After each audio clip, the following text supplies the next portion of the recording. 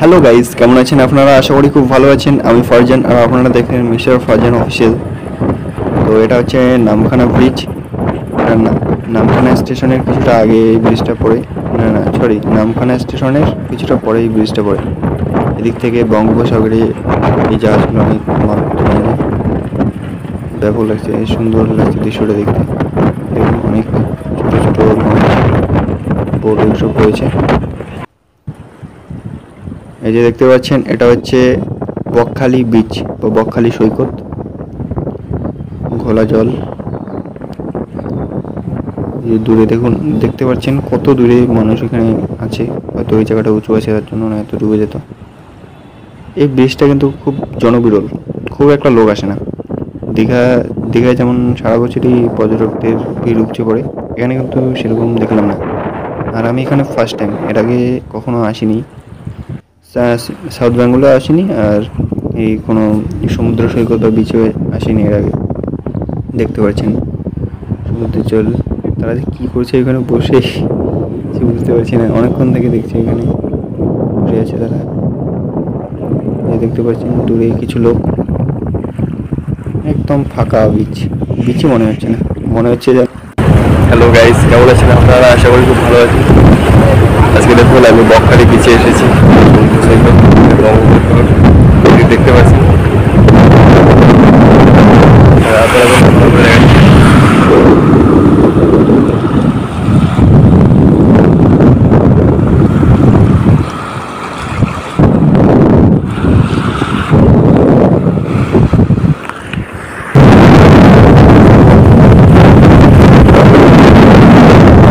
बीच में आया हूँ जो बंगाल की साउथ पेटरपोर्ट बंगाल में स्थित है। इधर भी देखिए इसको গাইস, দেখতে পাচ্ছেন বিচের উত্তপ্ত বালিগুলো কীভাবে বিচের মানে সমুদ্রে যে ঢেউ আসছে সেগুলোকে ভিজিয়ে দিচ্ছে উত্তপ্ত বালিগুলোকে।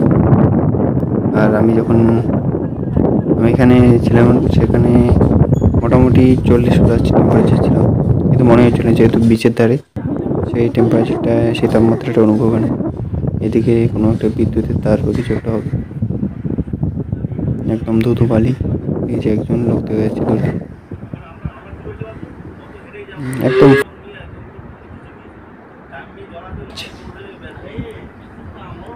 নামমাত্র কয়েকটা দোকানপাট রয়েছে, একদম ধুধু বালি। এটা যদি বকখালি নয় দীঘা হতো, হয়তো এরকম ফাঁকা দেখা যেত না। কারণ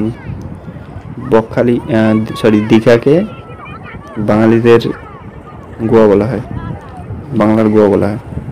বুঝতে পারছেন, সমুদ্রের ঢেউ, সাগরের ঢেউ। এই যে সেই খাদ্য ধরে চলে যাচ্ছে। এই যে ভেন্ডারগুলো একদম ফাঁকা, হয়তো বিকেলের দিকে ভিড় থাকে। এখন দুপুর। I love Bakkhali. এই অযত্নে কেমন যেন হয়ে যাচ্ছে আই লাভ বকখালির সেই ডিজাইনটা। এই দেখতে পাচ্ছেন বকখালি বিচের কিছুটা আগে যে ওইদিকে বিচ আর এদিকে দোকানপাট রয়েছে। এখানে ভাত রুটি সব কিছু পাওয়া যায়। আর এগুলো সরকারি।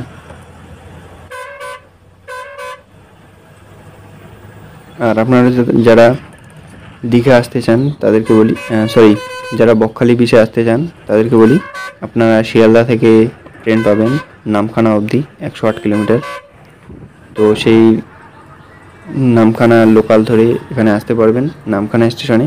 নামখানা স্টেশন থেকে রোডে আসবেন, সেখান থেকে আপনি বাস, ট্যাক্সি বা যে কোনো শেয়ারিং গাড়ি পেয়ে যাবেন। আর আমি বাসে এসেছিলাম, 28 টাকা ভাড়া নিয়েছিল নামখানা থেকে বকখালি বিচ অবধি, মানে 25 কিলোমিটার, মাত্র 28 টাকা ভাড়া। একদম সাশ্রয়ী, কম খরচে ঘুরতে পারবেন।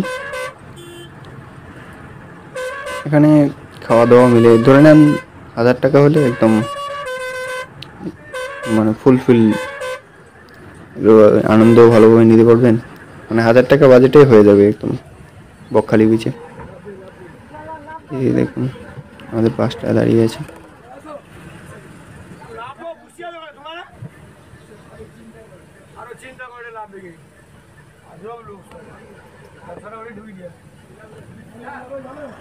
দেখতে পাচ্ছেন প্যাসেঞ্জার তুলছে।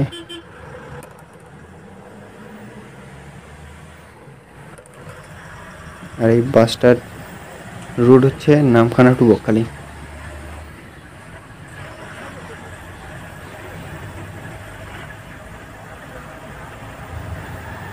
দেখতে পাচ্ছেন এই যে নামখানা ব্রিজটা, এটা বকখালি থেকে আসার পথে।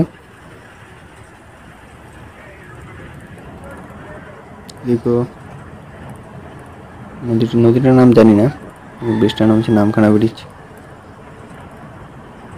এখানে দেখতে পাচ্ছেন দূরে অনেক লঞ্চ রয়েছে। তো মানে জানালা দিয়ে ভিতরে দেখতে পাচ্ছিলাম এখানে অনেক বাড়ি রয়েছে। দেখতে পাচ্ছেন রাস্তা, এটা হচ্ছে নামখানা স্টেশন। নামখানা স্টেশন চত্বরটা